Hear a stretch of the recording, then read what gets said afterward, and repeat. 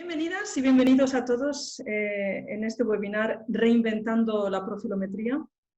Mi nombre es Elena Barrios, soy de Eaglet Eye, me encargo del marketing y estoy encantadísima de por segunda vez este año estar aquí con dos expertos de toda la optometría y mucho más concreto también de lentes especiales. Así que me encanta poder presentaros otra vez el dúo de Javi Rojas y David Piñero. Muchísimas gracias por estar aquí. Siempre me doy cuenta que casi no necesitan presentación, que les conocéis, pero aún así me parece justo e importante el presentarles, así que voy a contaros un poquito. Javi Rojas se graduó como óptico optometrista en la Complutense de Madrid, en la Universidad Complutense de Madrid, y además tiene también un máster en optometría clínica e investigación por la Universidad de Camilo José Cela. Y además Javi también es miembro de las dos, es miembro de la Academia Americana de Optometría y de la Sociedad de Educación de Lentes Esclerales. Y un detalle que me encanta, porque me parece que siempre hay que ser un poco pionero, Javi fue el primero español que en el 2015 la Academia nombró Diplomate en su sección de córnea, de lentes de contacto y de tecnologías refractivas. Hoy en día, pues si le buscáis, le encontraréis en la Natural Optics Balaguer, es el fundador en Lleida. Así que bienvenido, Javi, gracias por estar con nosotros. Gracias, Elena. Un placer. Y con nosotros también pues tenemos a David, que tampoco necesita presentación, pero aún así voy a presentar. Nos hemos tenido que ir un poquito más al sur, nos movemos en la geografía española a la costa de Alicante para encontrarle. Y David también es graduado en óptica y en optometría, en este caso por la Universidad de Alicante. Y además, después de los estudios de óptica y optometría, lo que David tiene es un doctorado en ciencias de la visión. Y lo que a mí me encanta en este caso es una mezcla absolutamente maravillosa y ganadora de tareas, porque David está tanto en la parte clínica como en la parte académica y en la parte de investigación. Y creo que este es un triángulo mágico, que el coger experiencia en la parte clínica, pero poder investigar en ciertos temas y luego el poder enseñarlo, creo que es una riqueza extraordinaria. Y hoy en día, si le queréis encontrar a él, tenéis que volveros también a la Universidad de Alicante, donde está de investigador y de profesor en el departamento de óptica, farmacología y anatomía. Así que gracias a ti también, David, por acompañarnos. Muchísimas gracias por la invitación, un placer. Y ya vamos a empezar.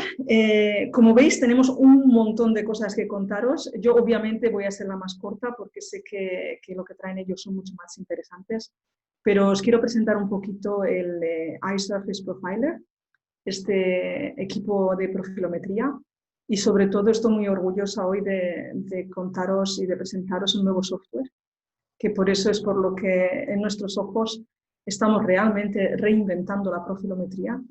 Vais a asombraros con lo que os vamos a presentar. Y además, muy importante, no solo os voy a contar qué es, luego Javi y David, los dos, os van a contar un par de casos para que veáis cómo funcionan los softwares. Ya nos moveremos en partes más clínicas. Javi nos contará hallazgos en la topografía escleral y también nos va a explicar cómo integrar la información con el ESP.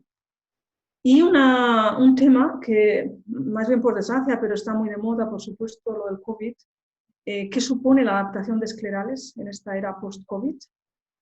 Y de ahí nos moveremos con David a la parte más científica. Él nos va a presentar las últimas investigaciones científicas con el ESP y estudios de fiabilidad. Al final vamos a ver cómo andamos de tiempo, porque tenemos otra parte interesantísima con las lentes de contacto blandas. Sabemos que gente que deja de usarlas por problemas, el porcentaje es bastante alto. Y Javi, si nos da tiempo, nos va a contar cómo minimizar este abandono de lentes blandas. Así que vamos a ello. Si tenéis preguntas, irlas pasando en el chat.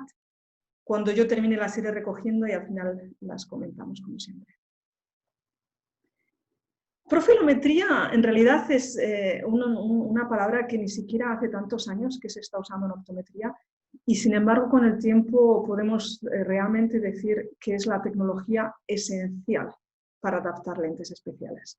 Y creo que en 10 años nos vamos a preguntar cómo pudimos vivir sin esto. Hay una frase que siempre dice Javi que me encanta, es como conducir sin GPS. en realidad cómo hemos podido estar ajustando lentes especiales sin tener más información. ¿Y por qué profilometría es tan importante? De una manera muy concisa.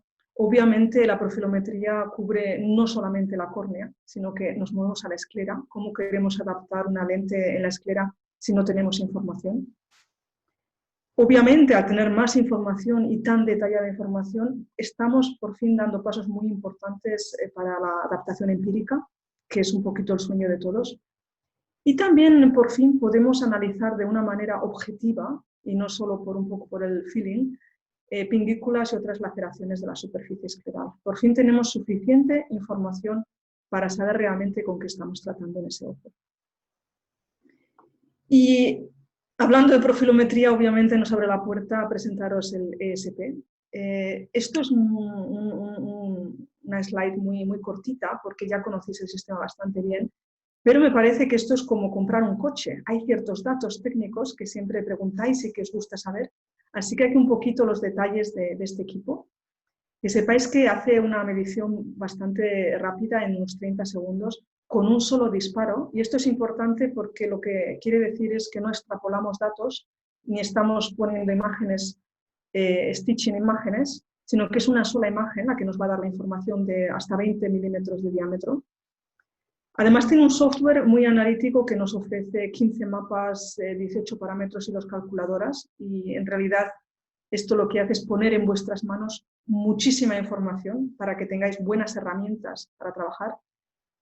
Y este software además tiene algo especial, que es esos algoritmos que ahora mismo hemos integrado ya más de 40 lentes de diferentes laboratorios, que lo que hacen es te dan ya una predicción de cuál debería ser la primera lente más adecuada para ese ojo.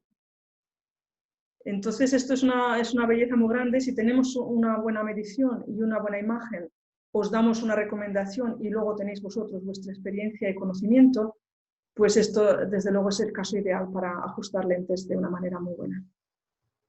Más de 500.000 puntos de medición, y lo último, nombrar la precisión, porque siempre nos preguntáis, y además la córnea también en el último webinar preguntasteis bastante gente, 2 micras y 10 micras en la esclera. Así que como veis es un sistema bastante completo. ¿Cuáles son los beneficios? Una vez que contamos tanto detalle, ¿qué es lo importante para vosotros al final del día? Pues por una parte esos algoritmos obviamente que automáticamente te están ya indicando qué diseño le va a ir bien al paciente, hace que todo sea más rápido y que tengáis necesidad de tener el paciente menos veces en la clínica y menos tiempo. Y todos los resultados obviamente van a ser más cómodos para el paciente y también más óptimos. Por otra parte, es bastante sencillo de usar y también muy importante, sencillo de aprender, porque muchas veces no hacéis vosotros las imágenes, sino vuestro equipo. Y lo que aquí es muy importante, los laboratorios están avanzando increíblemente, cada vez hay lentes más personalizadas y es importante entonces el ayudaros un poquito, que tengáis más información y más herramientas para poder tratar con esas lentes. Y también hay muchas veces optometristas que nos contactan que les gustaría comenzar con esclerales, pero son un poco complejas, no se atreven, pues este equipo os va a ayudar mucho a entrar en este campo. Y luego comentar que Eaglet, como ya sabéis, está 100% enfocado en estas lentes esclerales especiales, en las esclerales, ortho-K, híbridas y también las blandas, con lo cual pues es muy dedicado a este campo. No hemos deseado cubrir toda la optometría, sino este caso muy concreto. Y ya para terminar, porque lo que queremos ver aquí es más casos clínicos, ¿verdad? Comentaros qué es lo que al final del día sucede en las prácticas cuando tenéis este aparato. Pues por una parte el proceso más rápido. Estamos viendo y aprendiendo de nuestros usuarios que hay mucha necesidad de readaptaciones y con el ESP se están reduciendo a la mitad. Es decir, esto de que el paciente vuelva 3 o 4 veces para seguir probando otra lente ya no es necesario. Además, al tener tanta información, nos está permitiendo hacer unos ajustes muy cómodos, muy buenos, muy customizados para el paciente. Y eso lo que significa al final del día es que los pacientes están más contentos, no dejan de usar las lentes porque se ven cómodos, y eso al final del día pues se lo van a contar a los compañeros y amigos, y esperamos que estén trayendo más pacientes a vuestras consultas. Es una manera obviamente muy rápida de contaros los beneficios, pero creo que os da un poquito la idea de por qué un sistema de este calibre os puede ayudar. Así que con eso voy a presentaros el nuevo software para pasarles ya a Javi y a David. Este software, estoy muy orgullosa, lo lanzamos en el mes de mayo, en medio del corona, y estamos teniendo un éxito enorme porque realmente son nuestros usuarios los que nos están confirmando el beneficio y la diferencia con el software antiguo. Y como todos los software, pues ha traído cosas nuevas, ha mejorado otras o ha corregido otras, pero hoy solo os quiero nombrar dos para que os acordéis que son las más relevantes. La primera son las imágenes. La manera de tomar la imagen es la misma, no hemos cambiado nada, pero, que para eso están los ingenieros, han desarrollado un método de procesar la imagen mucho mejor, de manera que la calidad es increíblemente mejor. Y no os voy a decir más porque vais a ver suficiente, pero con la misma fotografía no veáis la diferencia, qué datos estamos consiguiendo. Y el segundo caso más importante, que luego os comentará Javi, es el llamado Direct Connect. Como la palabra dice, es una conexión directa a los laboratorios. Hemos conseguido conectar el equipo ESP con el laboratorio y con vosotros se cierra este triángulo de conseguir información del ojo, pasársela al laboratorio con la recomendación de la lente y así vuestro proceso va a ser mucho más fácil y mucho más rápido. Pues para terminar, y como yo no soy realmente optometrista, lo tengo que decir, no voy a dar mucho detalle, pero quiero que por lo menos veáis un par de casos de los primeros que hicimos con el nuevo software. Aquí teníamos un ojo bastante dañado, había tenido anillos intracorneales y por muy buena que sea la imagen, pues podéis ver en la parte nasal y en la parte temporal también que en el equipo mejor del mundo a veces consigue hacer fotografías de estos ojos. Y bueno, aunque teníamos bastante cobertura, se pierde un poco de datos en la parte nasal. Y aquí, y esto tengo que repetir, es la misma fotografía, la misma imagen, pero procesada con el nuevo software. Fijaros que llegamos hasta más de 11 milímetros en la parte temporal y casi 8 en la nasal, es decir, tenemos casi, o sin casi, una imagen completa de casi 20 milímetros de diámetro de este ojo tan complicado de medir. Y aquí ya el segundo caso, también un ojo muy difícil, donde en la parte un poco, digamos, temporal inferior no se consiguió sacar más datos de esa esclera, justo en la parte del limbo, por la patología del ojo se perdía un poco la imagen. Y de nuevo, la misma antigua imagen, según nos han ido mandando los usuarios, procesado con el nuevo software. Y mirar qué increíble. Tenéis aquí de 10 a 10 y también en la parte superior e inferior. O sea, realmente estamos muy contentos y creo que fantásticamente con esta imagen puedo terminar. Y al final os pasaremos los datos de contacto. En una hora tampoco os podemos contar todo, no os preocupéis, pero ahora vamos a ver un poquito más de qué hay detrás en este equipo, qué es lo que están haciendo los optometristas con él. Así que cuando quieras, Javi, voy a parar de compartir mi pantalla y puedes empezar tú. Muy bien, gracias a todos por unirnos a nosotros en un sábado de verano ya, fuera del confinamiento, algunos, porque a nosotros nos han vuelto a confinar esta mañana. Y bueno, este es un poco, ya lo ha comentado Elena, más o menos la agenda para hoy, al menos por mi parte. El punto 5 lo vamos a dejar dependiendo de cómo vayamos de tiempo para después de la intervención de David, si nos queda tiempo. Y con lo primero que quería empezar es con lo que has acabado tú, Elena. Este es una medición con el antiguo software, que se hizo en su día con el antiguo software. Para los que no estéis familiarizados con el equipo, el mapa con el que más frecuentemente trabajamos es el mapa de elevación biasférica, que tiene dos esferas de referencia, una para la córnea y otra para la esclera. Utilizamos mucho esta parte del mapa, o sea, de la medida, en el que se nos presentaban el meridiano de máxima elevación y de máxima elevación sagital y de mínima a diferentes cuerdas. Y también la diferencia entre la elevación nasal y temporal, o la semimeridiano nasal o temporal, o superior e inferior, dependiendo de dónde estemos analizando. Y esta es la diferencia con el nuevo software. Igual que en el caso que nos ha comentado Elena, es la misma medida, pero reanalizada con el nuevo software, ¿no? Bueno, no sé mucho más, pero parece ser que los programadores e ingenieros han encontrado una nueva manera de analizar información que antes estaban desechando y el resultado es el que tenéis aquí. Para mí, mi impresión es que es un mapa más real, el algoritmo consigue un mapa más real de ese ojo. Por supuesto tiene mayor cobertura, eso salta a la vista, ya nos lo ha enseñado Elena. Y una cosa importante es que además de analizar el meridiano de mayor altura sagital y el de menor, también nos da los meridianos principales a 90 grados, porque muchas veces en la esclera el meridiano de máxima altura sagital y de mínima altura sagital no están perfectamente a 90 grados, entonces para diseñar lentes tóricas sí que, bueno, considero de utilidad esta información que nos presenta la diferencia de altura sagital entre los meridianos situados a 90 grados. Y ahora quería hablaros un poco de cosas que vamos conociendo de la esclera, porque la verdad es que hasta hace recientemente poco sabíamos poco del perfil escleral, y sí que ya hemos hablado de cómo se catalogan las escleras. Muy pocas veces van a ser simétricas, menos de un 5% de las veces van a ser simétricas o esféricas, y la mayoría de las veces van a ser tóricas o también yo las llamo tóricas, pero con mucha diferencia entre la zona, entre el semimeridiano nasal temporal o superior-inferior, como es en este caso. Esto va a ser el grueso de escleras que nos encontremos. También algunas van a ser irregulares, pero voy a centrarme en estos dos tipos de escleras, ¿vale? Y quería, digamos, transmitiros una cosa que hemos empezado a conocer, y es que no todas las toricidades son iguales. Por supuesto, van a ser diferentes en cuanto a la orientación.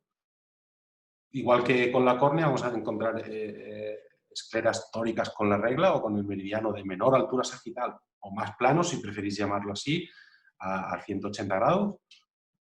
También vamos a encontrar muy frecuentemente en córneas ectásicas, sobre todo, escleras contra la regla o con el meridiano plano o de menor altura sagital a 90 grados, más o menos. Y también, para sorpresa, pues no es raro encontrarse escleras oblicuas, y sobre todo, vuelvo a repetir, en córneas ectásicas, ¿no? Como es este caso, ¿no? Con meridianos planos o de menor altura sagital, en algo que se mueva entre 30 y 60 grados, más o menos, ¿no? A propósito de esto, os comento un caso clínico curioso de un paciente de 14 años con un queratocono y al que se le habría propuesto, no sé por qué, un trasplante de córnea.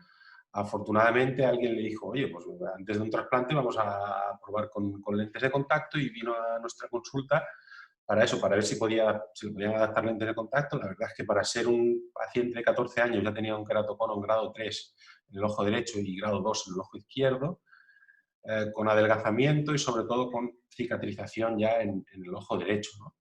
Pero bueno, decidimos probar con lentes esclerales directamente, porque este tipo de cicatrización ya, lentes de contacto gas permeable, pues difícilmente las van a tolerar.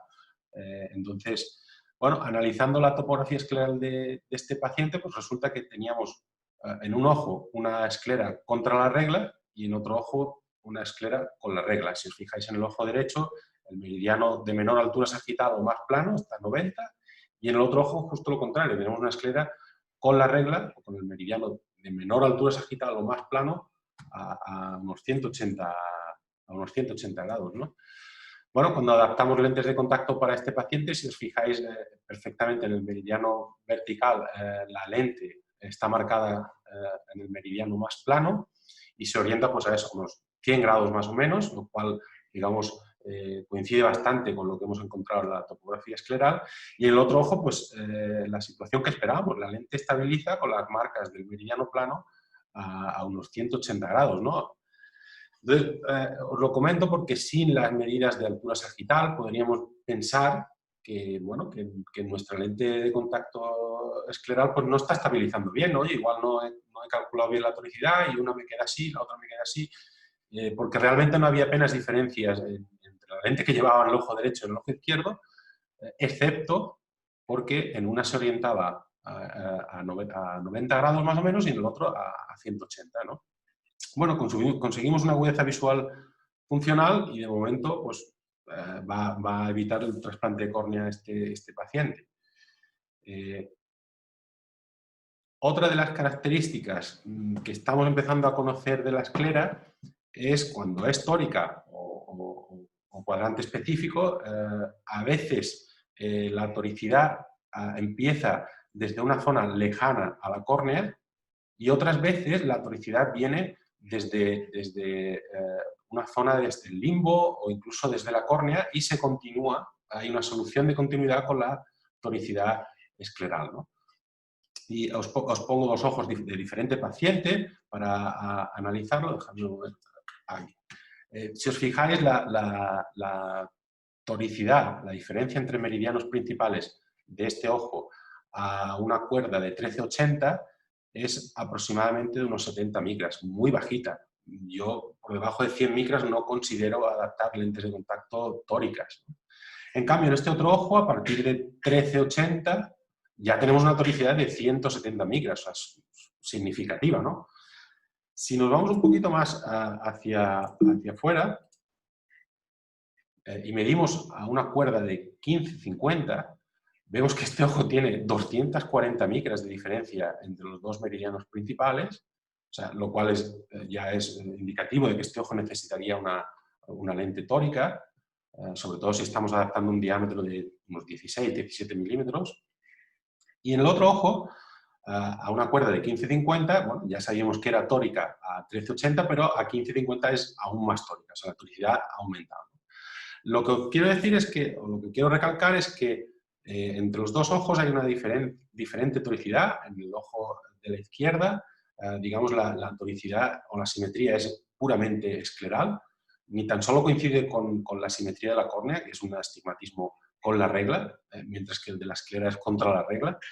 Y en cambio, en el ojo de la derecha, esta simetría viene desde la córnea, limbo y esclera, ¿no? Digamos que hay cierta solución de continuidad aquí.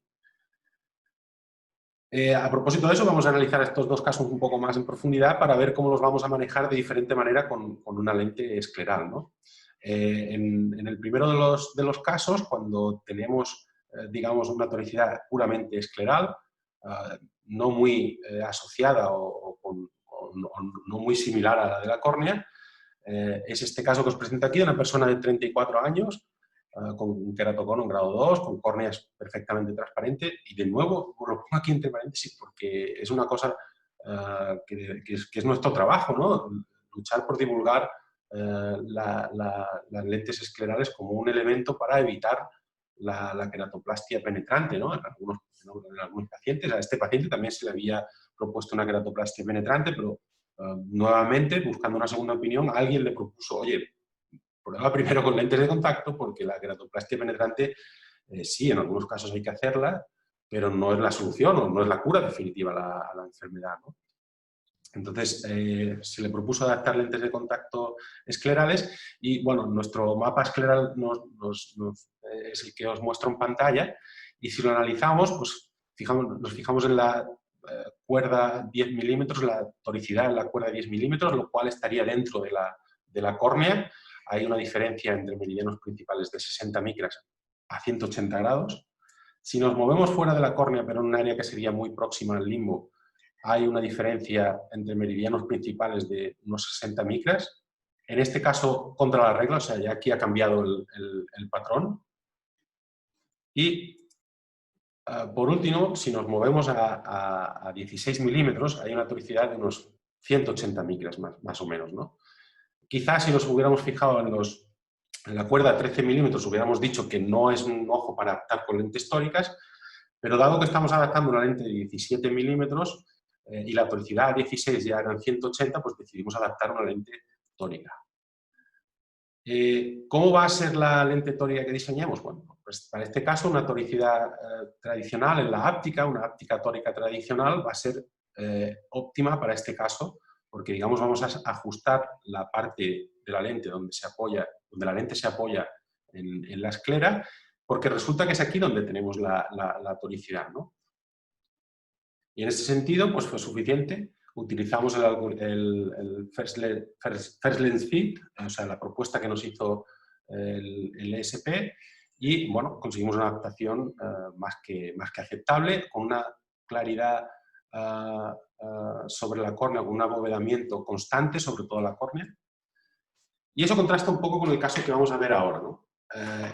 es una paciente de 49 años que justo estoy adaptando ahora con una queratoplastia penetrante antigua de unos 15 años, que ha sido también derivada a nuestro centro para adaptación de lentes. Y cuando analizamos la topografía corneal y escleral, pues vemos un patrón ya a nivel de la córnea, en una cuerda de 10 milímetros, con una diferencia de altura sagital en córnea de 120 micras. Sí es bastante contra la regla, sería, digamos, el meridiano de menor altura sagital o más plano sería el vertical. Si nos vamos justo en el área adyacente al limbo, esa toricidad se mantiene. Quizá no coinciden perfectamente la orientación, pero también es bastante contra la regla. Y aún más fuera, a una cuerda de 16 milímetros, pues esa toricidad aumenta, ¿no? Decidimos adaptar, bueno, probar una de nuestras lentes de la caja de prueba con áptica tórica, o sea, una lente con toricidad en la áptica, donde se apoya la lente, y nos encontramos la siguiente situación.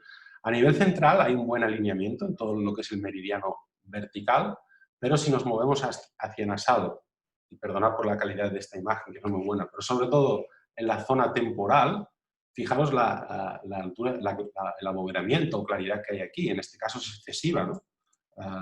Si lo medimos está en torno a 500 micras y aún si nos movíamos más hacia el limbo, había un abovedamiento de unas 600, 700 micras, ¿no? Entonces, esto es un problema porque uno podría pensar, oye, disminuye la claridad en el limbo. Sí, bien, eso nos va a funcionar aquí, pero no en el meridiano vertical, nos va a dar problemas en el meridiano vertical, ¿no?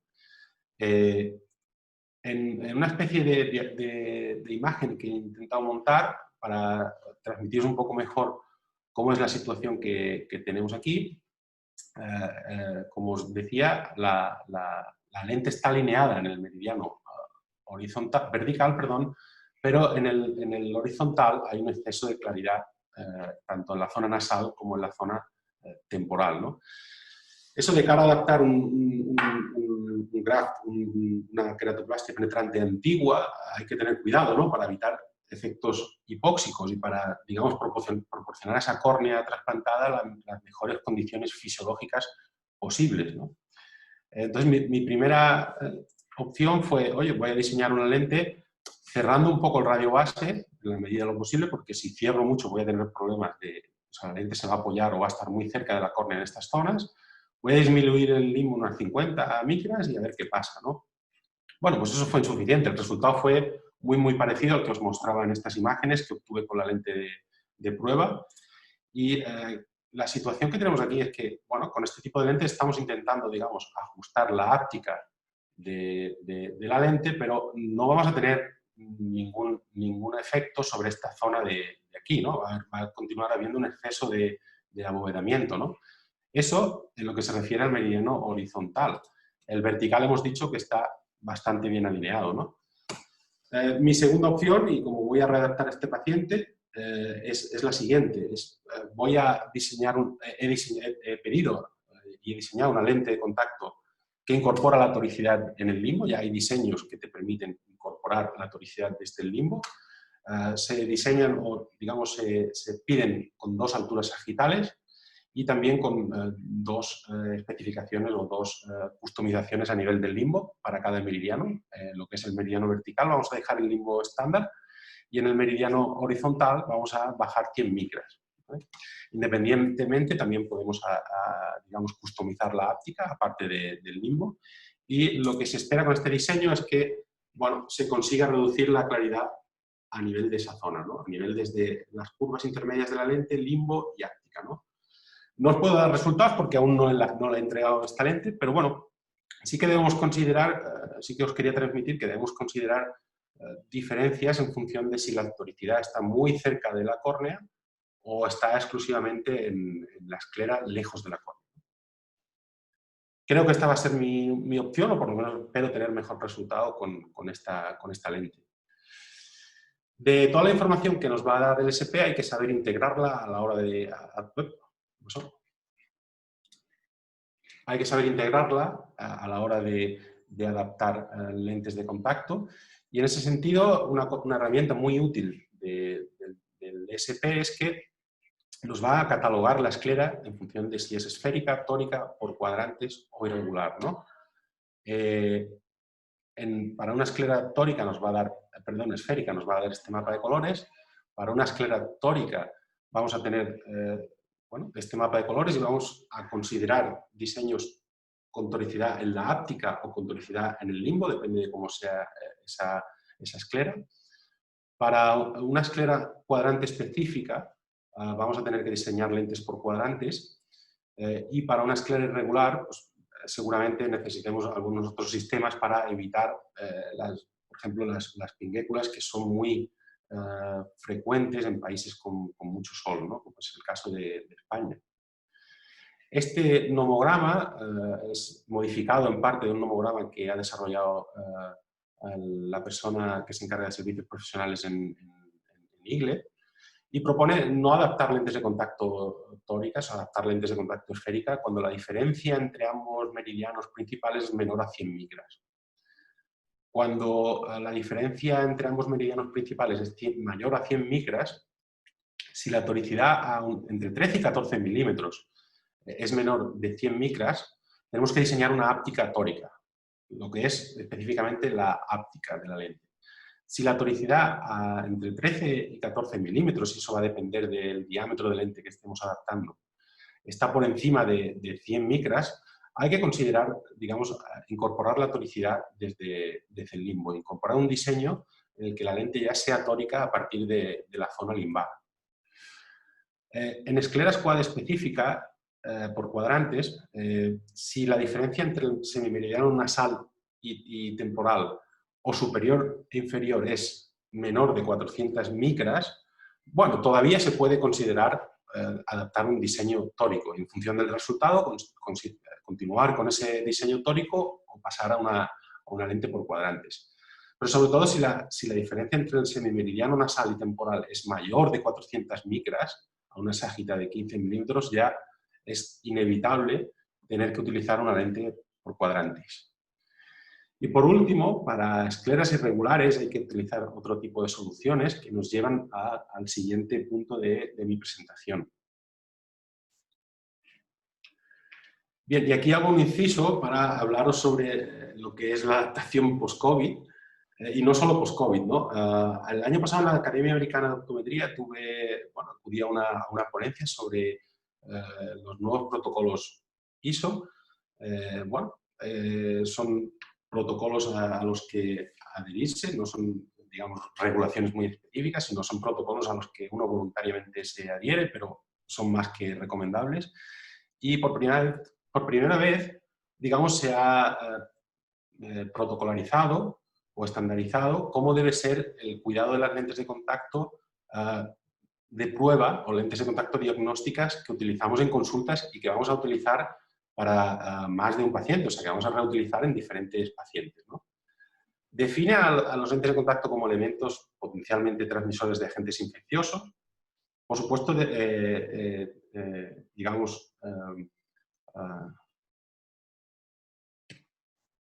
define o dice que se tienen que desechar las lentes de prueba que se hayan utilizado en pacientes con determinadas condiciones infecciosas. Define tanto los procedimientos de limpieza, desinfección y esterilización, que son cada uno de ellos, y también define varios niveles de desinfección. Y por último, en un white paper, la Asociación Optométrica Americana, la Academia Americana de Optometría, establecen una guía donde intentan clarificar toda esta regulación o protocolos ISO, ¿no?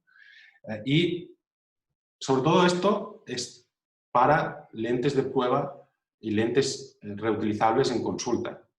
No es para trasladar a nuestros pacientes, no es para que nuestros pacientes hagan esto, ¿no? Entonces, sugieren pues, desinfectar nuestras lentes gas permeable con peróxido de hidrógeno sin neutralizar y mantener la lente de contacto en peróxido de hidrógeno por más de 3 horas, ¿no? Para después aclararla sin neutralizarla con solución única y guardarla en seco. Eso es lo que propone para lentes gas permeables, mientras que para híbridas y blandas propone mantenerlas 3 horas o más en peróxido de hidrógeno sin neutralizar y neutralizarlas después durante 6 horas. Bueno, en principio esto es un trabajo que hay que realizar en las consultas y que, bueno, cuando más trabajo nos va a llevar es cuando tengamos que, digamos, desinfectar todo nuestro stock por primera vez, pero que supuestamente cada vez que utilicemos una lente de contacto en un paciente hay que desinfectarla en esta manera, ¿no? Esto nos va a llevar un tiempo. Una de las cosas que se planteó en esta conferencia es si realmente había muchas infecciones asociadas al uso de lentes de prueba o lentes diagnósticas reutilizables en consulta. La realidad es que no había muchas definidas, pero bueno, el sentido común sugería por lo menos tener unos protocolos de desinfección útiles, ¿no? Después de todo eso, pues, hemos padecido la pandemia y la enfermedad del COVID-19 y todo parece que toma sentido, todo mucho más, ¿no? Y si ya el sentido común antes decía que había que tener unos protocolos muy estandarizados para la desinfección de estas lentes, pues ahora mucho más, ¿no? Y más que nada porque también, ahora lo decíamos, ¿no? Que la gente es reticente a ir a un restaurante, la gente es reticente a probarse ropa, incluso. Entonces, ¿por qué no? A mí no me ha pasado todavía, pero ¿por qué no? Un paciente te puede decir un día, oye, ¿y a mí me vas a poner en el ojo algo que ya le has puesto a no sé cuánta gente? Bueno, a ver, ¿y esto es seguro o no? Bueno, es algo que se nos puede plantear en la consulta y en ese sentido, pues el ESP pues, quizá puede ayudarnos porque seguro va a reducir el número de lentes diagnósticas o lentes de prueba que utilizamos en consulta. ¿Cómo? Pues en primer lugar, con lo que ya hemos hablado, son los First Lens Fit Algorithms, que son propuestas de lente. O sea, una vez tienes el mapa, te va a decir, oye, para este paciente, esta es la lente que mejor le va en cuanto a altura sagital o en cuanto a áptica, ¿no? En cuanto al diseño de áptica, ya sea tórica o por cuadrantes. Otro siguiente paso de personalización es lo que ya ha definido también Elena, que es el Direct Connect, que son conexiones directas con las plataformas de pedido de los laboratorios. Y por último, los algoritmos guiados por imagen, de los que también voy a hablar ahora, ¿no? Todo esto, digamos, son diferentes niveles de personalización de lentes de contacto y, por supuesto, van a hacer que disminuya el uso de lentes diagnósticas en nuestra consulta. Los algoritmos de adaptación, bueno, ya habéis visto alguno por allí, cómo diseñar una lente con uno. Son propuestas que nos hace el sistema en base a un mapa que hemos tomado. Y hay algoritmos de adaptación de muchos laboratorios, principalmente los que nos interesan son Zenlens y OneFit, porque quizás son los que tenemos en España, pero también hay compañeros de otros países de Latinoamérica. Entonces, por supuesto, quizá pueden tener otro de los laboratorios que aquí pongo, ¿no? Y son simplemente pues, una propuesta y que, en mi opinión, es bastante fiable. O sea, la lente que vais a adaptar finalmente va a parecerse mucho a la que os propone el sistema. Direct Connect es un link con algunos de los laboratorios. Y en este caso, por ejemplo, con OneFit, con la lente OneFit de Blanchard, que está distribuida aquí en España, pues es una conexión directa en la que el sistema del SP exporta los datos a la plataforma de pedido de la lente. Creo que en España aún no está totalmente afinado, pero la manera en que funciona en otros países es que, digamos, esta sugerencia se exporta a este sistema de pedido. Puedes hacer los cambios que tú consideres en función de si has probado una lente diagnóstica en consulta y crees que hay que hacer algún cambio sobre lo que el sistema te está proponiendo. Y creo que incluso puedes recibir asistencia de los servicios profesionales del laboratorio in situ, ¿no? Como os digo, creo que aún no está disponible en España. De hecho, no lo sé seguro porque aún no he trabajado con esta lente, pero seguro que en un futuro próximo puede estar habilitado, ¿no? Y por último, los algoritmos guiados por imágenes son un último nivel de personalización. No sé si habéis oído hablar de iPrint. Es un sistema en el cual se obtiene una impresión mediante un molde de la superficie ocular. Ese molde se envía a analizar, digamos, se hace un escaneo 3D y ese escaneo 3D va a un laboratorio, que es iPrint, y a partir del cual van a diseñar una lente totalmente personalizada para ese ojo, ¿no? El resultado, pues, como os digo, una lente muy customizada para cualquier tipo de elevación en la superficie ocular. Eso, en mi opinión, yo he tenido acceso a este tipo de lentes, la verdad es que funcionan. No tengo mucha experiencia, pero sí que he hecho alguna y la verdad es que funciona a la primera. Y la buena noticia es que a partir de ahora ese procedimiento puede realizarse a partir del mapa o de la imagen obtenida con el ESP, ¿no? No he tenido acceso a diseñar una de estas lentes porque creo que en Europa aún no está disponible, pero sí que he hablado con gente de Estados Unidos que parece ser que están muy contentos con este diseño, ¿no? Creo que hay más laboratorios que se están sumando a los algoritmos guiados por imágenes. Y en este tipo de lentes, realmente, el uso de lentes diagnósticas o lentes de prueba es testimonial. Es simplemente para saber qué graduación o qué potencia hay que poner a esa lente, ¿no? Porque cuando las pides, tanto con molde como con imagen, lo único que te piden es dame una refracción, una sobrerefracción con lente de contacto rígida, ya sea corneal o escleral, y solo quiero saber el radio base que tiene esa lente de contacto. A partir de aquí yo voy a calcular la potencia en función del radio base que tenga la lente que yo te voy a enviar, ¿no? O sea, prácticamente la utilización de lentes diagnósticas es testimonial. Y creo incluso que hay algún laboratorio, Boston Site, en Estados Unidos, que te propone, oye, si no quieres utilizar lentes diagnósticas porque no tienes mi caja de prueba o porque no quieres, oye, yo te envío una lente y una lente fabricada, la sobrerefraccionas y ya te haré el cambio que sea necesario sobre esa lente, ¿no? En cuanto a la potencia. Bueno, queramos o no, creo que es una vía para la adaptación de lentes esclerales en el futuro y creo que eso va a reducir el tiempo que dedicamos a nuestros pacientes y el número de lentes diagnósticas y el número de cambios que vamos a tener que hacer en nuestras adaptaciones. Y bueno, hasta aquí es mi parte, luego si nos da tiempo hablamos de lentes de contacto blandas, pero ahora le paso el testigo a David. Bueno, lo primero, como he comentado antes, agradecer la invitación a IGLET para contar conmigo de nuevo en este evento y sobre todo un placer volver a compartir podium con Javi, persona a la que aprecio y admiro profesionalmente, lo cual es un placer. En mi caso me ha tocado, nos hemos organizado de esta manera.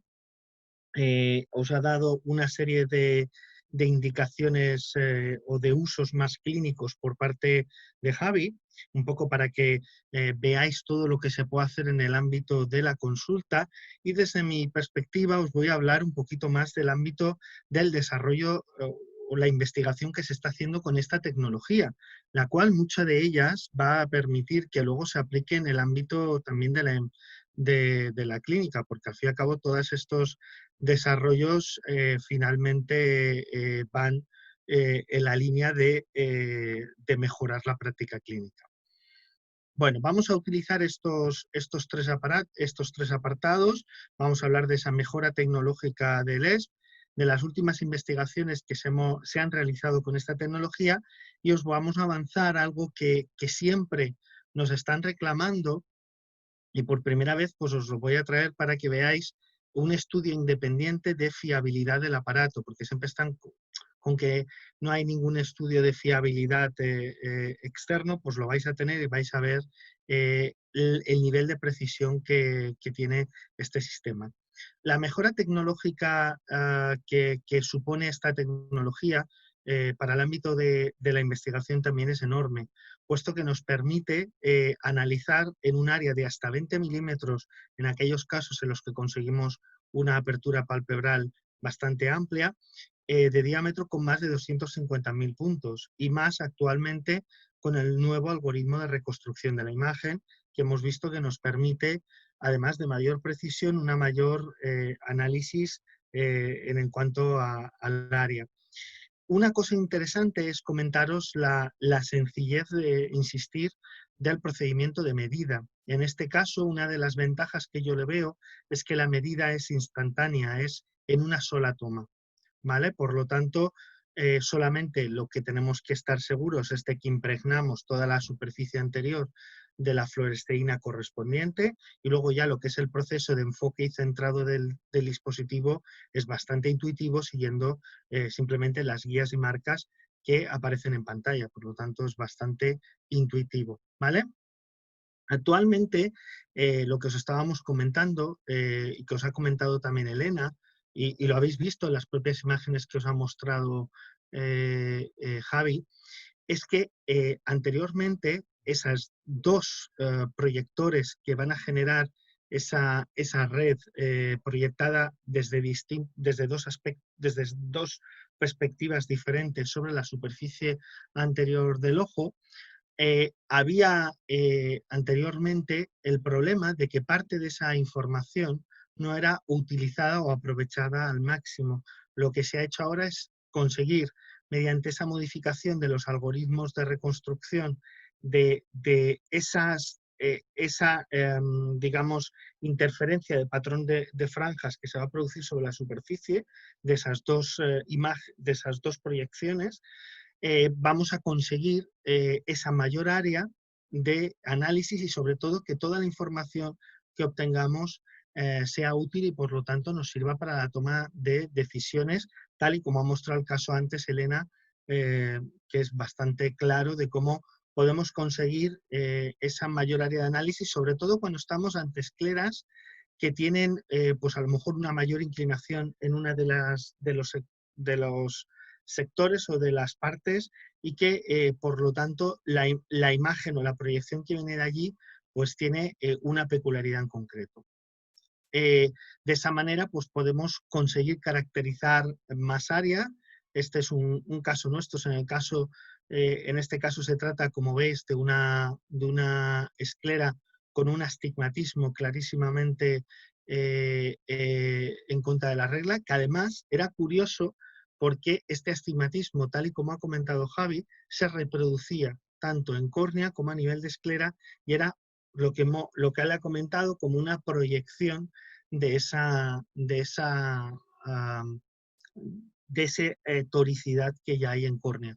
Por lo tanto, esto nos permite caracterizar muchísimo mejor los patrones, entender muchísimo mejor cuál es la geometría de la esclera y de la superficie conjuntivo-escleral y sobre todo nos permite utilizar para mayor número de aplicaciones. Fijaros, en cuanto a las últimas investigaciones, nosotros hemos llevado algunas de ellas, otras han sido desarrolladas por otros grupos, pero lo que hemos hecho recientemente es una recopilación de toda la literatura científica en este sentido. Esto ha sido en colaboración con mi compañero Lauren Bataille, que me ha ayudado. Hemos realizado conjuntamente este trabajo, que además espero que en breve vea la luz, que es una recopilación de toda la literatura científica que existe utilizando esta tecnología. Como podéis ver, desde los primeros estudios cuya finalidad básicamente era intentar demostrar que se podía reconstruir la forma de la superficie escleroconjuntival, a que una vez conseguido eso nosotros podamos definir, por ejemplo, qué relación hay entre astigmatismo corneal y astigmatismo escleral, podamos ver cómo podamos confirmar algo que todos sospechábamos, y es que esa esclera es rotacionalmente asimétrica y que depende y que hay una variabilidad entre sujetos bastante importante. Esa teóricamente simetría especular entre ojo derecho y ojo izquierdo. Además, hay una cosa de la que luego hablaremos, que es intentar combinar esta información con otra información diagnóstica para obtener cierto tipo de estimaciones, sobre todo sobre la variabilidad de la longitud axial del ojo. Fijaros también que nos permite caracterizar la posición del limbo y se ha podido demostrar que no es una estructura simétrica para nada y que también es muy variable entre sujetos, ¿vale? Y que no se relaciona ni con la edad ni con el poder refractivo en sí del ojo, ¿de acuerdo? Y además hay una cosa que además cada vez tenemos que ir más en esa línea, porque también tenemos que entender mejor qué es lo que sucede, Y es que, por ejemplo, este estudio es bastante reciente, en el que se ha podido ver que la geometría de la esclera cambia significativamente con el proceso de acomodación. Es decir, esos cambios que se están produciendo con la contracción del músculo ciliar para generar ese cambio en el cristalino, también está generando una serie de cambios en la esclera que además se ha demostrado que son muchísimo más marcados y mucho más significativos en los pacientes míopes que en los emétropes, lo cual podría estar relacionado con que esas escleras de los miopes posiblemente tengan vamos a decir, una estructura mecánica mucho más debilitada y, lógicamente, los pequeños cambios que se van a producir con la acomodación afecten en mayor medida. Que eso pueda estar relacionado con la relación que hay entre el trabajo en visión de cerca y que la deformación de la esclera que se produce en miopía. Pues bueno, eso son cosas que se irán estudiando con el tiempo. Otra de las investigaciones que tuvimos la oportunidad de publicar el año pasado fue caracterizar las peculiaridades en el ojo sano, ¿vale? Que algo muy interesante. Fijaros que en este caso utilizamos las medidas de 88 ojos sanos, de 88 pacientes con esa media de edad, con ese rango de edades que analizamos en la clínica optométrica de la Universidad de Alicante, siempre excluyendo cualquier tipo de paciente con cualquier tipo de patología, incluida también el ojo seco, para evitar cualquier alteración de la superficie ocular. Fijaros que en este tipo de pacientes conseguimos comprobar mediante los datos que nos proporciona el ESP, lo primero es ese incremento significativo de la curvatura en la zona del limbo, ese aplanamiento bastante significativo de la parte escleral, obteniendo un radio medio proporcionado por el sistema en torno a los 13 milímetros, que es el valor que más se ha proporcionado con otras tecnologías de medida, por lo tanto es ahí donde tenemos podemos asegurarnos de que hemos realizado una buena medida y sobre todo fijaros que el radio escleral, a pesar de tener ese valor promedio de 13, tiene una gran variabilidad entre individuos, ¿vale? Y estamos hablando en este caso de individuos sanos. Si fueran individuos patológicos, evidentemente esa variabilidad todavía podía ser mayor. Fijaros que además de esa asimetría que estamos observando y de la que ha hablado también Javi, que existe a nivel de las alturas sagitales y de la configuración en sí del globo ocular, hay una simetría importante en limbo, los ángulos tangentes en limbo, como podéis ver, la porción, hay una diferencia nasotemporal bastante marcada y a su vez una diferencia infero-superior bastante marcada que además se reproduce de una manera importante en todos los pacientes sanos. Por lo tanto, eso es algo que deberíamos de tener en cuenta, no solamente para diseñar, en nuestro caso, lentes, cuando nosotros las vamos a adaptar, incluso los propios diseños de lentes de contacto ya tendrían que tener esa tendencia a esas desviaciones a la hora de obtener los diseños.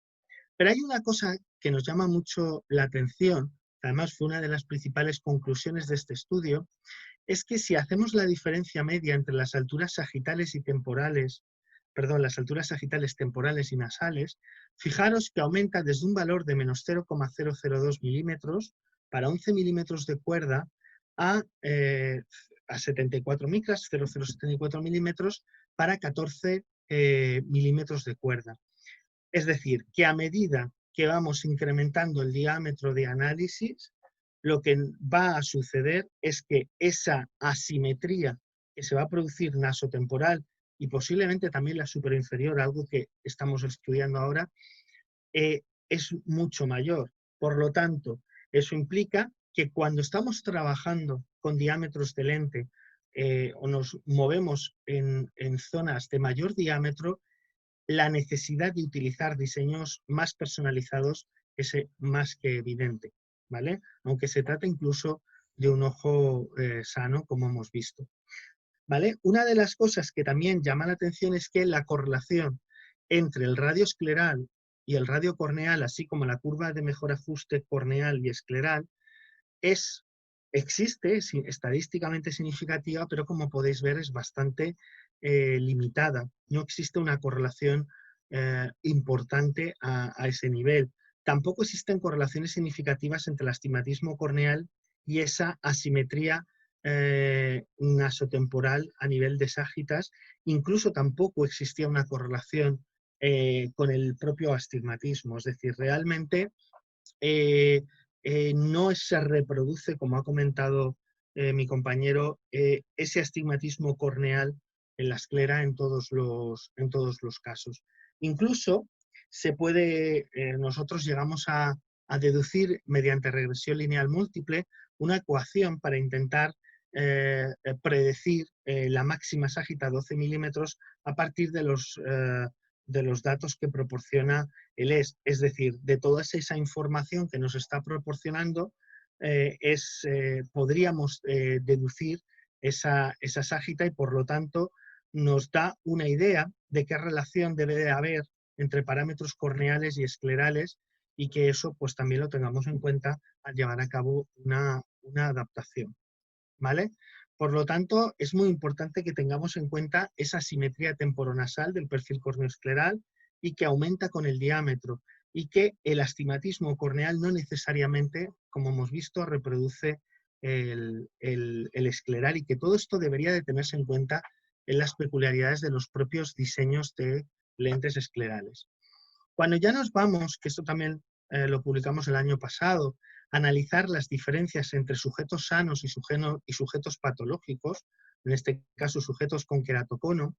En este caso tuvimos este estudio que conducimos entre la clínica optométrica de la Universidad de Alicante y el Departamento de Oftalmología del Hospital Medimar, Vitas Medimar de Alicante. Fijaros que lo que obtuvimos, bueno, aquí tenéis un poco, se hizo un análisis completo a todos estos pacientes que incluyó pues todos los exámenes que habitualmente se realizan, además de la topografía corneoescleral, pudiendo demostrar que existían, sobre todo en queratoconos más avanzados, patrones corneoesclerales tan dramáticamente extraños como este, ¿vale? Que además este era un caso bastante avanzado, como veis, con una queratometría media de 60 dioptrías. Entonces, en este tipo de lentes, en este tipo de córneas, que además, como muy bien ha comentado Javi, el uso de las lentes esclerales muchas veces puede ser la única solución, entender que aquí, más que nunca, los diseños, ya no solamente tóricos, sino diseños personalizados son bastante necesarios, ¿vale? Aquí tenemos otros análisis realizados en pacientes con queratocono, en los que podríamos hablar, como por ejemplo en este paciente, sobre todo esta paciente, mejor dicho, sobre todo en el ojo izquierdo podéis ver esa asimetría casi reproduciendo cuadrantes, literalmente, por lo tanto, que hace que sea necesaria diseños más específicos, ¿vale? Además de las diferencias que pueden haber entre estos grupos, lógicamente, en términos de agudeza visual, refracción y lo que corresponda, a nivel de topografía corneoescleral llama la atención, además de que se observan diferencias en datos queratométricos, por lo tanto, tener en cuenta que ya con el nuevo software estamos obteniendo datos queratométricos reproducibles a los que proporcionan otros sistemas topográficos. Además, fijaros que se observan valores significativamente inferiores en el grupo queratocono del ángulo tangente inferior, es decir, parece ser que justamente esa tendencia que suele tener el cono a desplazarse al área inferior, lógicamente por efecto de la propia gravedad y de la propia debilidad estructural que suele haber en el queratocono, también genera que ese área de limbo, esa transición córneo-escleral a nivel limbar también esté alterada y sea diferente en ese grupo queratocono. Pero es que además de haber diferencias en cuanto a ságitas, lo cual es lógico, porque las ságitas en el grupo queratocono van a ser mayores, normalmente, en este caso lo demostramos, también lo que llama la atención es que las diferencias para casi todas las cuerdas que fuimos analizando eran mayores, las diferencias entre ságita temporal y nasal eran significativamente diferentes entre grupo queratocono y grupo normal, siendo mucho mayores en el grupo queratocono. Quiere decir que la presencia de irregularidad corneoescleral es mayor en el grupo queratocono, y no solamente en la córnea, sino también en ese perfil conjuntivo escleral, ¿vale? Por lo tanto, es interesante que lo tengáis en cuenta. Incluso, pues en una locura ya de análisis y de intentar sacar cosas interesantes, también analizamos el potencial diagnóstico de esas alteraciones para detectar el queratocono, que vimos que aunque no sean relativamente buenas, en el sentido de que no son criterios diagnósticos que superen a los que ya hay, pues podrían ser de ayuda, podrían incluirse en los algoritmos de detección que hay ahora de queratocono, incluyendo también el análisis de esclera. Por lo tanto, es importante que tengamos en cuenta eso, de que en el queratocono todavía esa asimetría escleroconjuntival es todavía mayor que en un grupo normal, y también se incrementa a medida que aumenta el diámetro. Que además a nivel limbar hay una diferencia especialmente marcada en la zona inferior, en la zona de transición inferior, ¿vale? Y que todo esto pues lo deberíamos de tener en cuenta a la hora de analizar y de intentar pedir y fabricar una lente de contacto para este tipo de pacientes, ¿vale? Por lo tanto, la medida en este caso y la caracterización del perfil corneoescleral es bastante importante.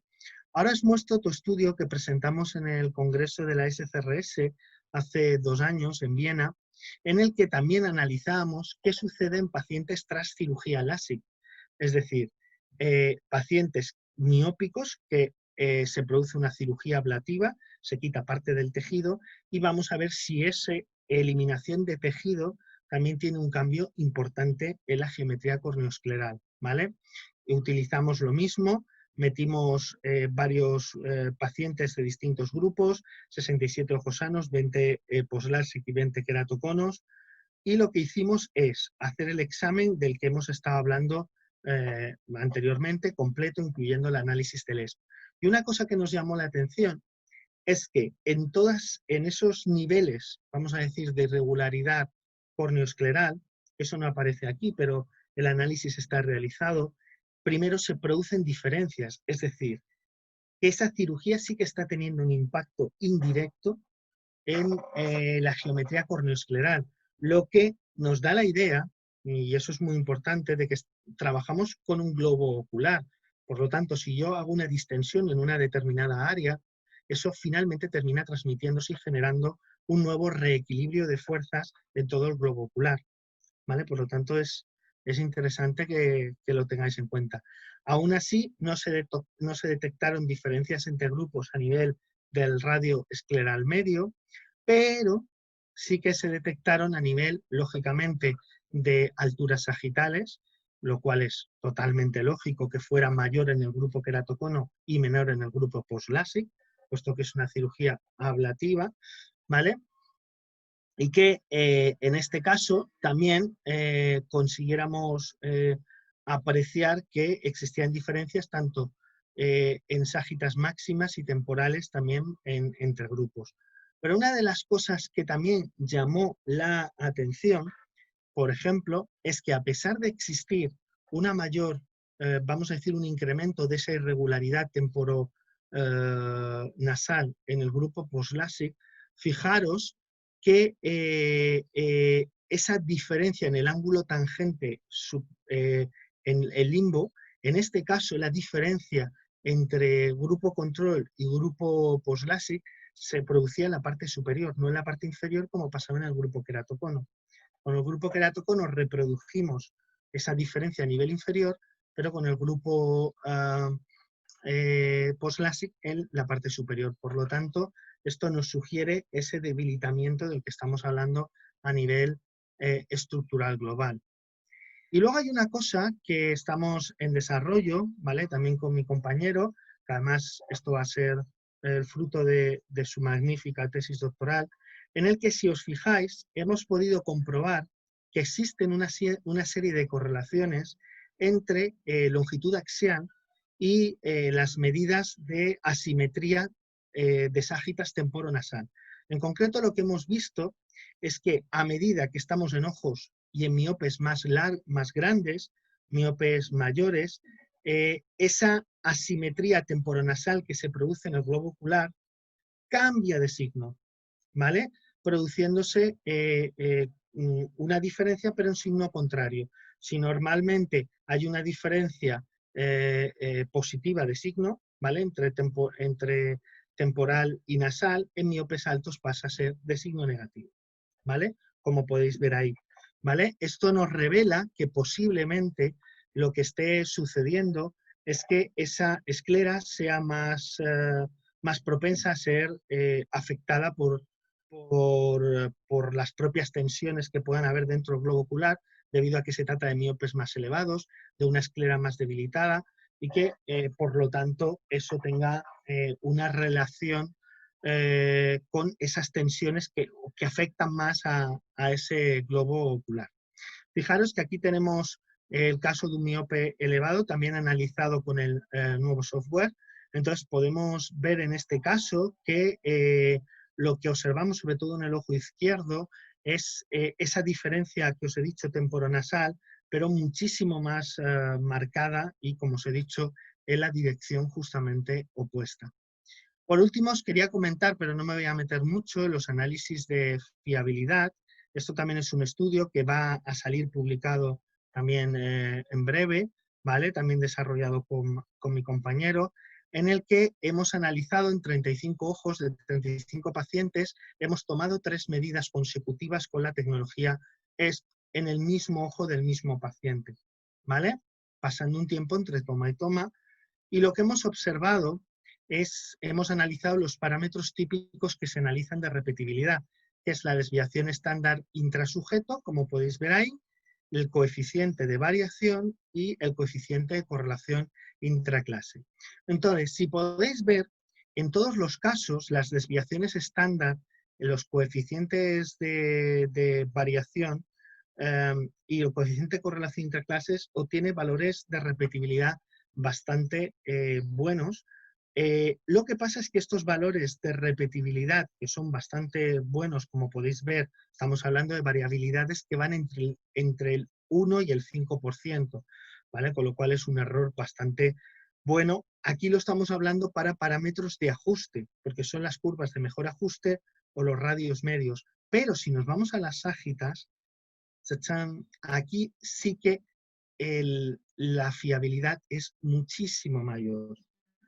Estamos hablando ya de que para cuerdas desde 11 a 15 milímetros las medidas de todos los parámetros sagitales varían de 0,08 a 0,11 milímetros como mucho de error, pero hablamos de un coeficiente de variación que no pasa más allá del 3,5%.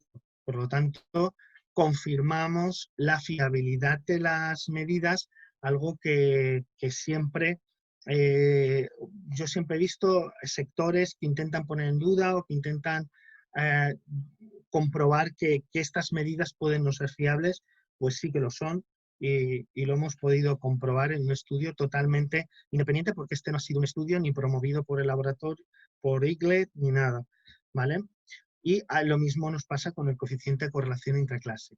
Y en breve, esto es una comunicación que se iba a presentar al Congreso del OCTOM, que lamentablemente fue cancelado por la pandemia del COVID, y esperemos que podamos presentar el año que viene, en el que comprobamos las medidas de geometría corneoescleral proporcionadas por 2 sistemas diferentes, es decir, en este caso por el ESP y por el sistema Pentacam, por el CSP del Pentacam. Entonces podéis ver que, comparando lo que son las alturas sagitales proporcionadas por el ESP y las proporcionadas por el CSP, podéis ver que hay una diferencia bastante, bueno, fue lógicamente estadísticamente significativa, muy marcada, y nos llama la atención que mientras nuestros valores de curvatura escleral rondan los 13 milímetros de los que siempre hemos hablado, nos salen valores de radiocurvatura escleral un poquito, bueno, bastante más bajos con el CSP, y sobre todo las cuerdas, lo que son las alturas sagitales para las cuerdas, salen mucho mayores. Fijaros que aproximadamente salen para una cuerda de 15 milímetros, estamos hablando de un poquito más de medio milímetro de diferencia, lo cual es bastante importante y eso afectaría la adaptación de una lente de contacto escleral y por lo tanto deberíamos de tenerlo en cuenta, ¿vale? En principio no lo he comprobado con ninguna adaptación, este es el sistema CSP, pero que sepáis que existe esa diferencia y por lo tanto la tengáis en cuenta en vuestras adaptaciones. Y en principio esto era todo lo que os quería comentar. Luego continuaremos con las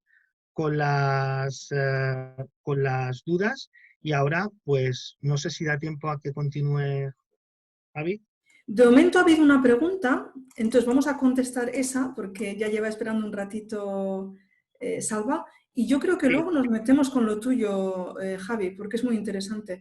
Mira, Salva nos preguntaba una opinión y decía bueno, que obviamente la selección de paciente en este tipo de adaptaciones especiales es fundamental y os preguntaba si exigís a todos, y además hace énfasis en todos los pacientes, un conteo endotelial previo a la adaptación. Es decir, ¿es algo indispensable? ¿Lo haríais siempre o dónde está el compromiso? Yo te comento lo que yo hago a nivel, luego a ver si coincido con Javi. En mi caso, si nosotros estamos adaptando a una córnea poslásica, una córnea sana normal, normalmente no suele hacer contagio endotelial, ¿vale? Aunque inicialmente, porque ahora lo estoy haciendo a todos, ¿vale? Ahora ya le he tomado simplemente también porque luego vale para estudios, para análisis, entonces ahora sí que lo estoy haciendo a todos. Pero antes lo que hacía eran córneas normales. Ahora, cuando son córneas patológicos y sobre todo, sobre todo, trasplantes, yo sí que hago conteo endotelial. Porque además es una cuestión también de protección legal. Es decir, que quede claro que si una córnea tenía una descompensación endotelial o tenía un contagio endotelial limitado, no es por la lente de contacto ni tiene nada que ver, ¿vale? Incluso para el propio seguimiento. Ok, efectivamente, David, los casos que me preocupan son sobre todo las posqueratoplastias penetrantes, que sabemos que son córneas donde el endotelio puede estar tocado, puede haber mayor pérdida de células endoteliales. No tengo acceso en mi centro a conteo endotelial, entonces lo que hago con estos pacientes es hacer una observación con reflexión especular con mi lámpara de hendidura, tener una idea de cómo está el endotelio, y sobre todo seguir a ese paciente muy de cerca. ¿Cómo? Pues sobre todo intentando conseguir la adaptación lo más fisiológica posible. Si la mayoría de las veces no me preocupa que la bóveda esté en 300 o 350 o 280, en los queratoplastias penetrantes siempre voy a intentar irme lo más bajo posible, lo más ajustado posible. El espesor de la lente también el más delgado posible y el material, si puedo hacer un XO2, pues mejor que un XO. Y a partir de aquí también, sobre todo, instruir al paciente en cambios de visión, en fluctuaciones en la visión, tener una medida del espesor corneal, ya sea con paquimetría o con OCT, y hacer un seguimiento para saber si esa córnea está sufriendo cambios más allá de lo que sería un edema fisiológico normal, o reporte de lentes de contacto, o realmente allí está viendo un edema, lo cual sería ya un primer signo de que está viendo una situación de hipoxia. Súper recomendable, pero en mi centro no tengo opción a hacer un contagio endotelial. Pues muchas gracias. Creo que ha sido una respuesta muy clara. Salva, si tienes más dudas, aprovecha el ratito, porque yo creo, mirando al número de participantes y que no se ha descolgado ni siquiera uno, diría que la gente está con ganas. Preséntanos un poquito, Javi, que yo creo que este tema de las lentes blandas es muy importante y aunque no profundicemos muchísimo, creo que es interesante que veamos qué podemos hacer aquí. Ok, son 10 minutillos y bueno. Perfecto. ¿Veis mi pantalla ya? Sí. Vale. Bueno, ahí está muy bien especializarse en lentes esclerales, en ortocar y tal, pero hay una porción de pacientes usuarios de lente de contacto que es la mayoritaria y que es la de usuarios de lente de contacto blandas para corrección de errores refractivos normales. Y entre estos pacientes hay una tasa de abandono bastante preocupante, ¿no? Parece ser que ese abandono está asociado directamente a incomodidad Y después, muchas veces, de incomodidad se hace un salto hacia un término que decimos, que la gente dice que es sequedad, pero que es un término bastante inespecífico y que a veces utilizamos para definir nuestra frustración a la hora de explicar por qué ese paciente no va cómodo con las lentes de contacto, ¿no? Y allí dentro de sequedad pues entran toda una serie de condiciones y yo aquí pues he hecho una recopilación de las que más frecuentemente me encuentro en mi consulta, ya sea con lentes blandas, rígidas o esclerales, sobre todo con blandas. No corregir el astigmatismo, no corregir niveles de 0,75 de astigmatismo, eso tiene un impacto. Y los pacientes muchas veces te van a decir que tienen sequedad o que cuando llevan un par de horas o 3 con sus lentes de contacto al ordenador pues no las toleran. Entonces mira su gafa y en su gafa llevan 0,75 de astigmatismo, mira sus lentes y oye, ¿por qué aquí no llevas el astigmatismo corregido, ¿no? Entonces lo que realmente tienen esos pacientes es astenopia más que sequedad.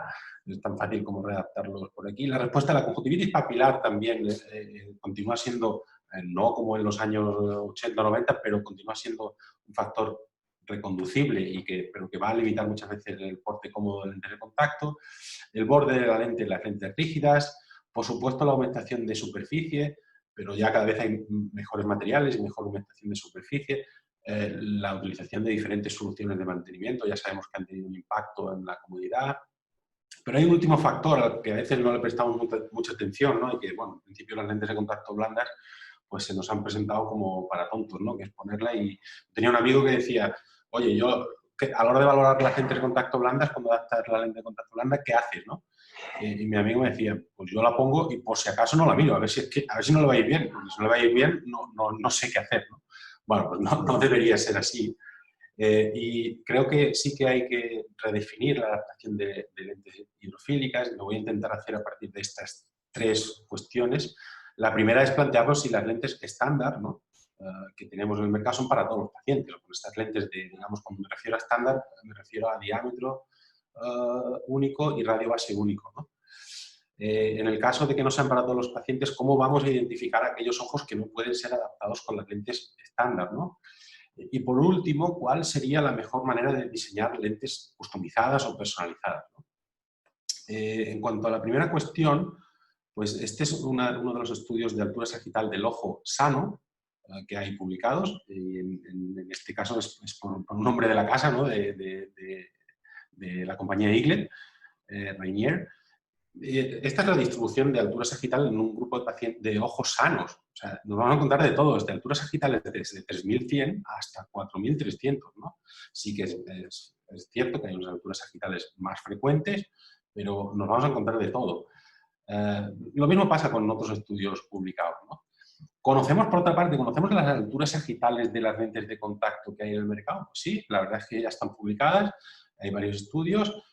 Aquí os menciono 2 de ellos, pero sí, ya se conocen las alturas se han medido a nivel experimental las alturas sagitales de las diferentes lentes de contacto y están publicadas. Entonces, haciendo un mix, ¿no? De lo que son las alturas sagitales de los ojos y las alturas sagitales de las lentes de contacto estándar que tenemos en el mercado, pues bueno, como veis, claramente con las lentes de contacto que tenemos en el mercado, pues no llegamos a cubrir todos los rangos de altura sagital, ¿no? Y vosotros me diréis, no, ya, pero es que las lentes de contacto blandas flexan y eso hace que se amolden a la forma del ojo, efectivamente, pero esa flexión no nos daría muchísimo más margen, nos da algo más de margen, pero no nos da tampoco para cubrir todos los rangos de altura sagital, ¿no? A propósito de esto, de cómo vamos a identificar aquellos ojos que no pueden llevar lentes de contacto estándar, os presento este caso clínico, un paciente miope de 40 años que había intentado llevar todo lo habido y por haber en cuanto a lentes estándar, ¿no? Pero ese paciente, fuera como fuera, tras 2 horas no toleraba sus lentes de contacto, ¿no? Después de 2 horas las lentes tenían que ir fuera.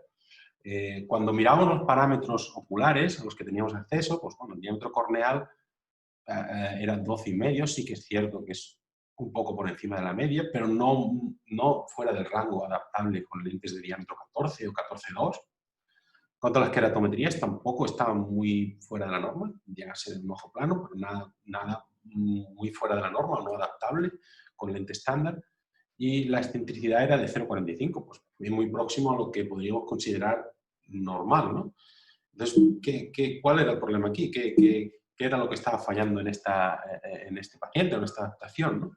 Pues bien, cuando tuvimos acceso a los datos de altura sagital, vimos que la altura sagital de ese ojo de 3.430, en cuanto a altura sagital media, se sitúa, digamos, en la parte baja de la tabla. Es un ojo bastante bajo de altura sagital. Quizá para un miope nos esperaríamos un poco lo contrario, ¿no? Pero en este caso era así. Incluso una cosa que me encanta del ESP, y por eso tomo mapas esclerales también en algunos pacientes para adaptación de lentes de contacto blandas, sobre todo en aquellos pacientes que vienen con intolerancia a su lente de contacto o vienen, digamos, referidos porque bueno, en otros sitios se les han intentado adaptar lentes de contacto blandas y no funcionan para ese paciente. Pues bueno, el SP ya nos filtra un poco y nos dice, evidentemente por el diámetro de iris visible, que podemos medirlo con otros sistemas, pues sobre todo la ságita, ¿no? En este paciente nos decía que tenía una ságita demasiado baja y ese es el motivo por el que nos sugería ir hacia una lente de contacto personalizada. Bien, la segunda pregunta es, oye, ¿y por qué un paciente con un ojo con curvas con keratometrías normales y un diámetro también relativamente normal tiene una altura sagital baja? Y la respuesta es en el ángulo corneoescleral, en la variabilidad de ese ángulo corneoescleral, ¿no? Eso puede, una variación de pocos grados, de poca inclinación en ese ángulo, puede tener un impacto grande en la altura sagital. Afortunadamente pudimos redactar a ese paciente con una lente customizada y ahora sí podía llevarla. Y de hecho las lleva 10 o 12 horas diarias, ¿no? Las palabras de ese paciente fueron simplemente como decirme, oye, es que ahora parece que llevo algo de mi talla, o sea, parece que llevo algo que se adapta, ¿no?, a mi ojo. Bueno, y la tercera pregunta sería cómo diseñar lentes de contacto a medida de una forma más efectiva, ¿no? En ese sentido, tengo que plantearos si creéis que la keratometría es útil para la adaptación de lentes de contacto blanda, ya sean estándar o personalizada. Y la realidad es que no, porque las keratometrías son la medida de las curvas centrales de la córnea en unos 3-4 milímetros, ¿no?, de la córnea central, y estamos adaptando una lente de contacto de 14 milímetros y medio, que se apoya mucho más fuera de la córnea que en la propia córnea, ¿no? Por lo tanto, es poco útil. En ese sentido, el diámetro corneal es un mejor predictor de lo que va a ser un factor muy importante, que es la altura sagital. La excentricidad corneal también es un parámetro muy útil a la hora de diseñar lentes de contacto a medida, pero en cualquier caso, la mayoría de las veces vamos a estar perdiendo información del ángulo corneoescleral y que va a ser determinante en la altura sagital de ese ojo, ¿no? De hecho, un parámetro que quizá englobaría mejor, digamos, las características de ese ojo es la altura sagital.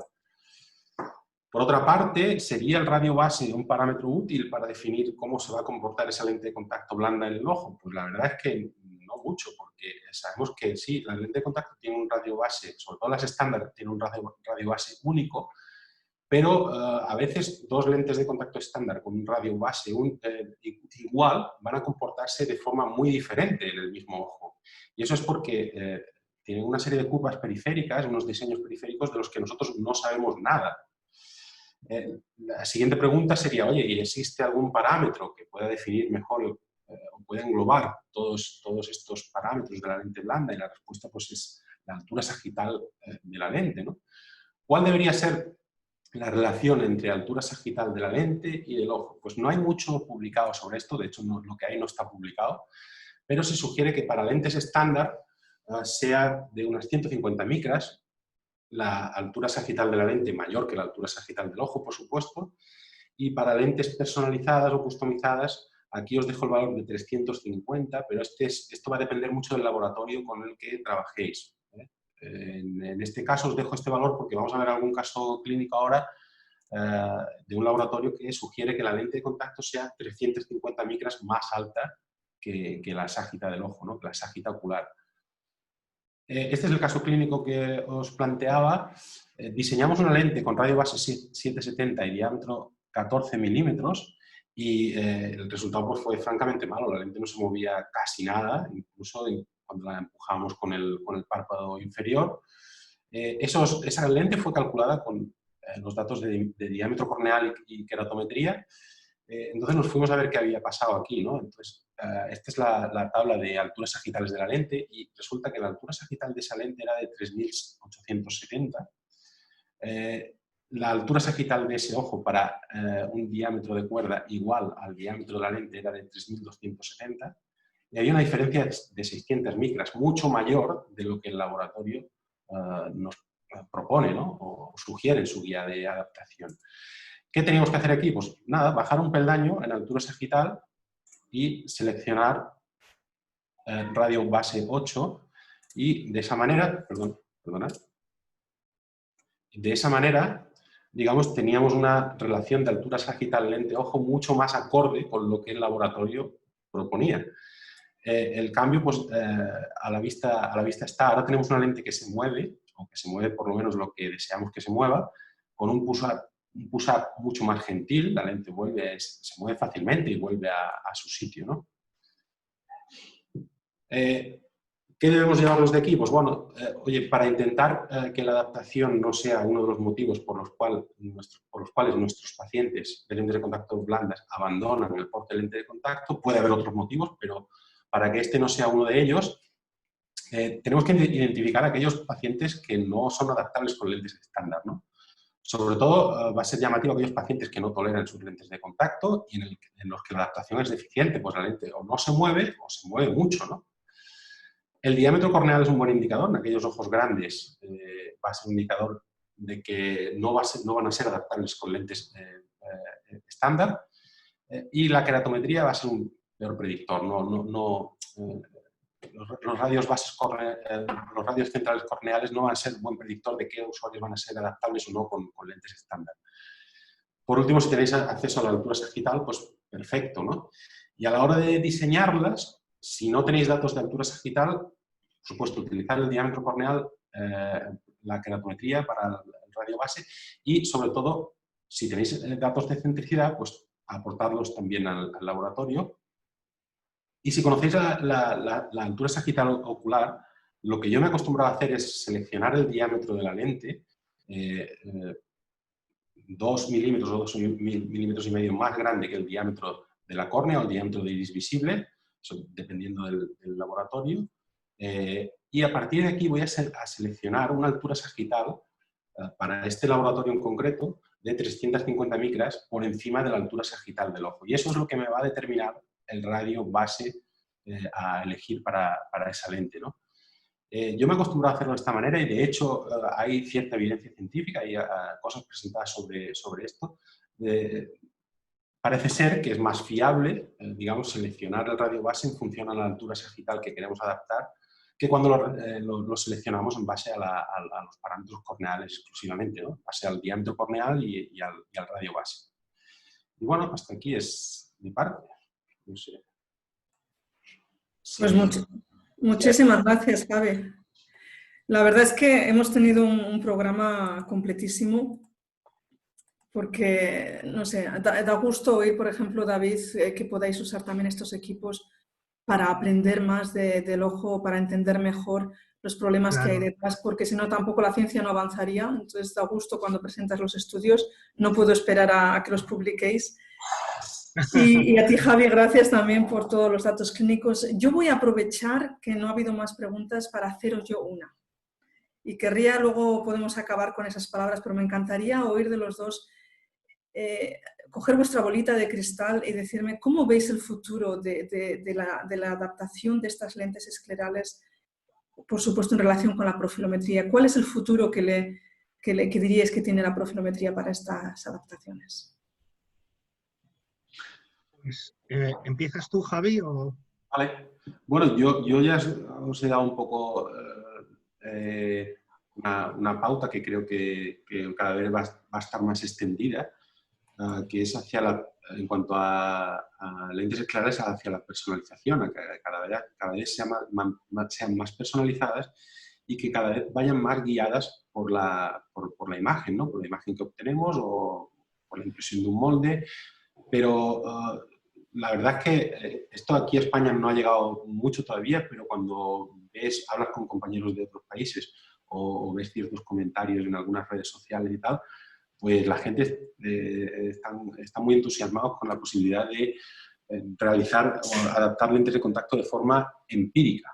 No es algo nada nuevo también, porque muchas veces diseñamos ya nuestras lentes de contacto gas permeables de forma empírica, pero creo que aquí las lentes esclerales tienen cierta ventaja sobre las corneales. Las lentes esclerales son estáticas, las ponen en el ojo y no se van a mover, van a quedar allí.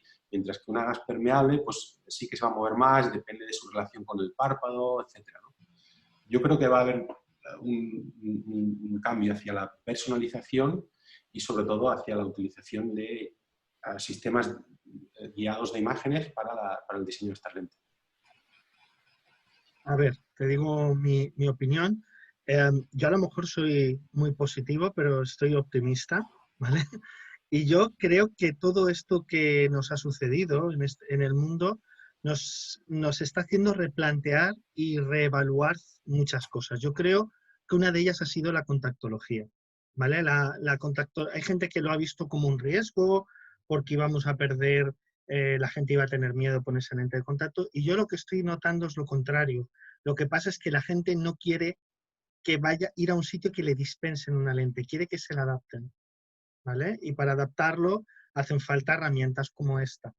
Por lo tanto, yo sí que creo que dentro de este nuevo, digamos, marco mundial que va a haber, creo que este aparato va en esa línea. Pero además, yo te voy a decir algo, Elena, que os va a gustar, pero yo sigo pensando que el aparato puede hacer más que servir para lentes de contacto, ¿vale? Y yo creo que en el próximo año, espero, vayamos viendo nuevas aplicaciones, los resultados, Arnold lo sabe, de muchísimos años de investigación con el aparato y de mucho trabajo que hay detrás, y hay muchas más aplicaciones para las que puede ser muy útil el aparato, así que yo lo veo positivo. Yo veo el futuro bien. Muchísimas gracias. La verdad es que, por supuesto, a nosotros nos da gusto oír esto, pero sinceramente tienes toda la razón, porque se empezó en este campo porque había una necesidad tremenda de tener más datos de esa esclera. No se podía seguir en el camino que se iba con las esclerales.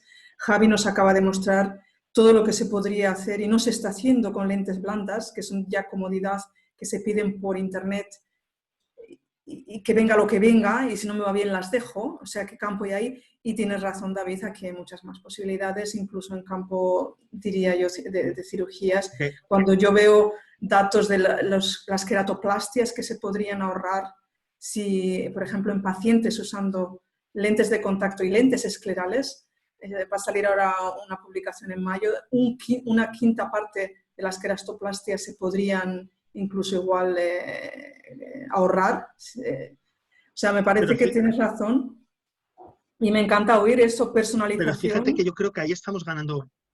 Sí, ¿Sí? que lo que dices, además que lo ha dicho Javi estupendamente, creo que vamos ganando bastante la batalla, porque a mí cada vez más, y supongo que a Javi también, te remiten pacientes para evitar los trasplantes.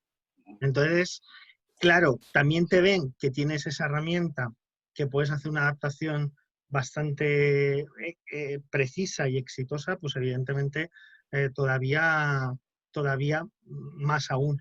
Pero de todas formas es que hay una cosa importante, es que la personalización, además de que es muy importante por todo lo que estás mencionando, vamos a ir a la parte más dura, a la parte de la supervivencia económica. Es que no hay más remedio. Es que de la dispensación de lentes no se puede vivir. Y eso la gente lo tiene que tener muy claro, porque tenemos online y para ir a un sitio a que me den una caja, me la pido por internet. Es que lo tengo clarísimo. A ver, eso, la gente busca esto, lo que nos permite hacer Eaglet, y es hacer una buena adaptación.